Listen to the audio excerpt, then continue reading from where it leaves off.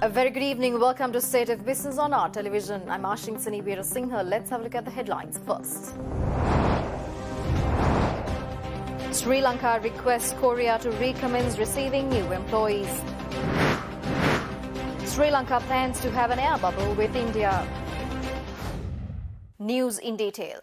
Foreign Minister Dinesh Gunawardena has requested the Korean government to resume receiving new employees from Sri Lanka, which has been temporarily suspended due to the COVID-19 outbreak in Sri Lanka and the Republic of Korea.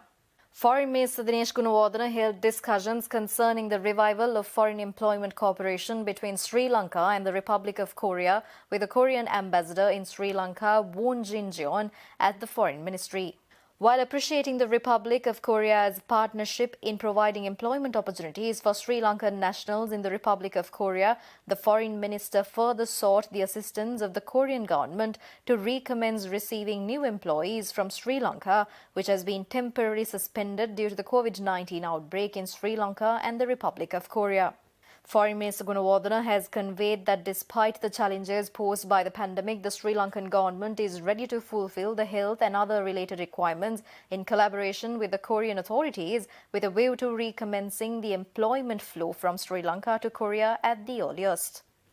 Ambassador Jeong noted that the Sri Lankan employees have contributed immensely to the socio-economic development of the Republic of Korea and expressed his fullest cooperation to overcome challenges and deepen mutual cooperation between the two countries in the field of foreign employment. State Minister of Foreign Employment Promotion and Market Diversification Priyankara Jayaratne, Chairman Sri Lanka Bureau of Foreign Employment Kamal Ratwatta and senior officials of the State Ministry of Foreign Employment Promotion and Market Diversification and the Foreign Ministry were also present at the meeting. India, which has more experiences on air travel bubble arrangements, suggests an air travel bubble to Sri Lanka with India and expanding a free trade agreement. This was revealed during a meeting between India's External Minister Dr. S. Jaishankar and business community in Sri Lanka last evening. India's External Minister Dr. S. Jaishankar, who was engaging in an official visit in Sri Lanka, also found a time to meet the business community in Sri Lanka before his departure. External Minister Jaishankar had discussed about starting an air travel bubble with India and expanding a free trade agreement during a meeting with Sri Lankan business leaders. India's High Commission, commenting over the fact, revealed that India already has air travel bubble arrangements with more than 20 countries. India was Sri Lanka's largest source of foreign visitors before the COVID-19 pandemic. External Minister also said that there is potential to enhance tourism between India and Sri Lanka in view of proximity and cultural similarities between the two countries. He had also added that India's air travel bubble had helped them to mitigate the impact of the pandemic on the tourism sector. The establishment of a bilateral forum to discuss business-related issues, greater utilization of the Indo-Sri Lanka Free Trade Agreement and the possibility of an expanded FTA between the two sides, conclusion of a mutual recognition arrangement on standards had also been discussed. MAS Holdings Chairman Mahesh Amalin, John Keel's Holdings Chairman and CEO Krishan Balendra, Sri Lanka Tourism Development Authority Chairperson Kimali Fernando, Indian CEO Forum President Umesh Gautam, Sunshine Holdings PLC Group MD Vish Govindasamy, Brandix Lanka Limited Group CEO Ashraf Omar, Haley's Chairman Mohan Panditage, Ceylon Chamber of Commerce President Hans Vijay Surya and several other prominent business figures had participated in the meeting. The Committee on Public Finance has instructed the Ministry of Finance officials to submit an impartial and investigative report to the Parliament on whether consumers will benefit from the sugar tax revision. The discussion has been taken since it was reported that benefits of the recent revision on the tax on the price of imported sugar had not benefited the consumers at all. Chairman of the Committee on Public Finance, Anura Priyadarshana has instructed the Ministry of Finance officials to submit an impartial and investigative report to the Parliament on whether consumers will benefit from the sugar tax revision. The chairman of the Finance Committee emphasized that although the tax on the price of imported sugar was revised to 25 cents from 50 rupees per kilogram through the Gazette Notification number 2197/12 issued by the Ministry of Finance on 13th October 2020, it did not benefit the consumers at all. Meanwhile, the chairman further instructed the Ministry of Finance officials to submit a report to the committee on whether the revision of the tax on steel towers imported for construction will also benefit the general consumers. Meanwhile, the Committee on Public Accounts has come to a decision to publicise all the institutions which have failed to pay the due levy by submitting a list of such institutions to the media. Chairman of the committee, Professor Tissa Vitarana, instructed the Inland Revenue Department to submit to the committee a list of institutions who have failed to pay the due levy within 2 months. The Auditor General WPC Vikramaratne, addressing the committee, stated that steps should be taken to recover the levy which is due as soon as possible, thereby increasing the government revenue. The Committee on Public Accounts also took into the discussion the need for the Ministry of Justice and the Ministry of Finance to work together in order to expedite the settlement of a number of inland revenue cases pending in the courts. Stay tuned for more news after this short break.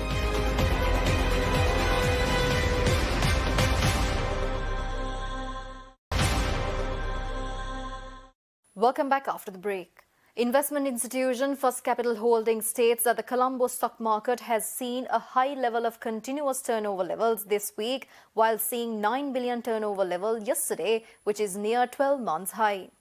This week in the stock market, we are seeing a major bull run in the market with significant amount of speculative trading also taking place in a big way. So if you take a look at the index, we've seen an upsurge of around over 300 points during the week, and the large amount has been contributed by LOLC related counters, mainly subsidiary Brown's Investments.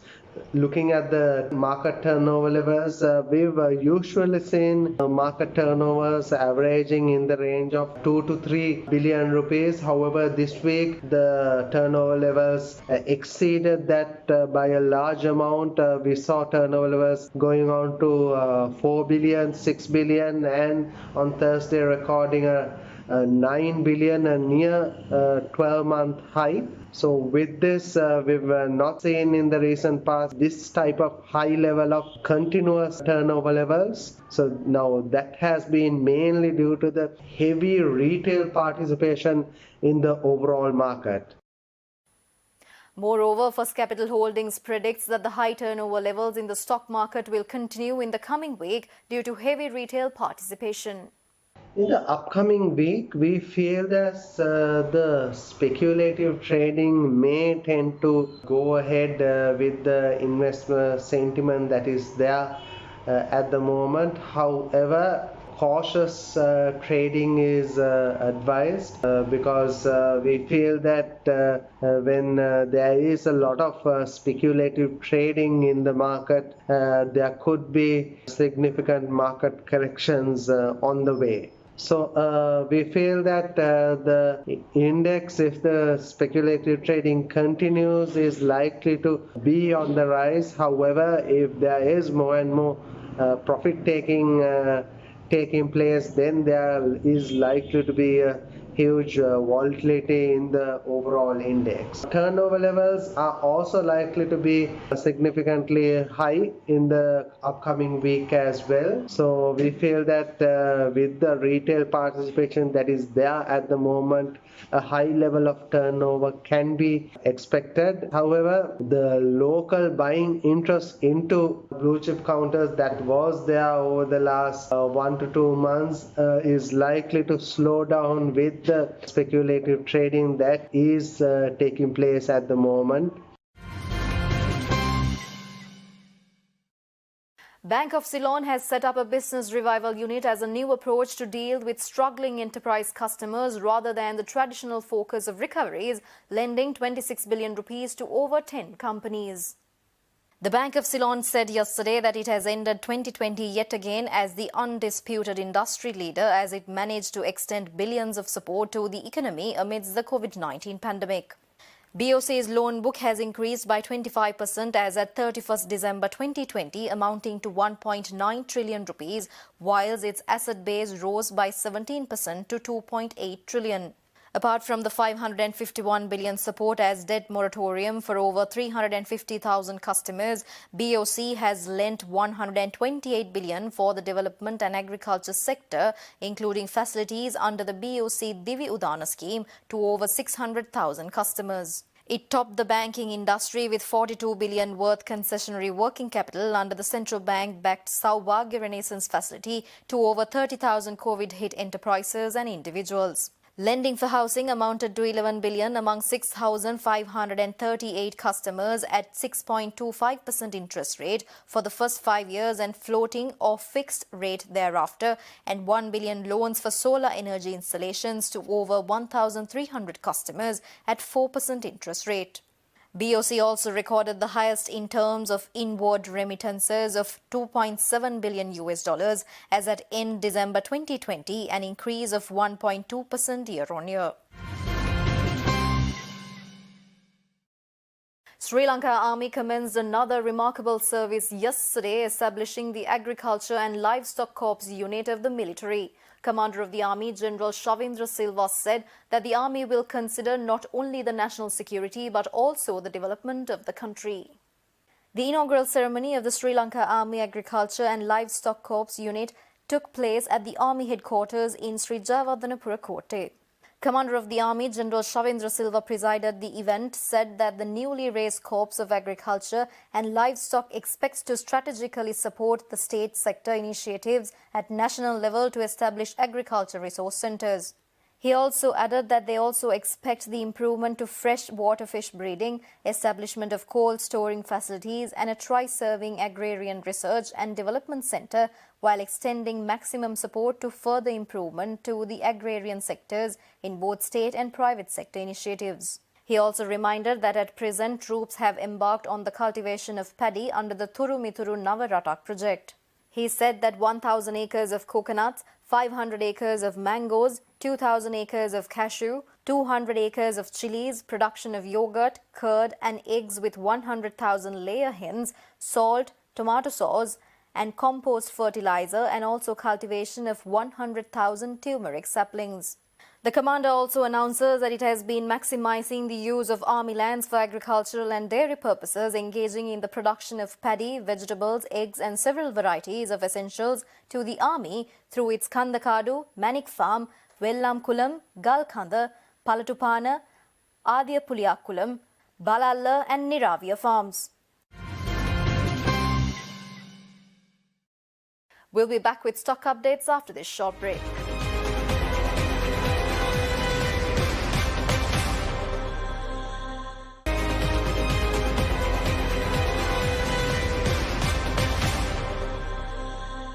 Welcome back after the break. Trading at Colombo Stock Exchange ended on a positive note today.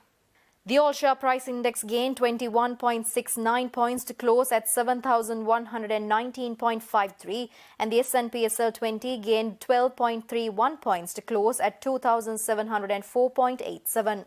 The turnover was 6.1 million rupees and over 612 million shares were traded. Up next are Forex rates.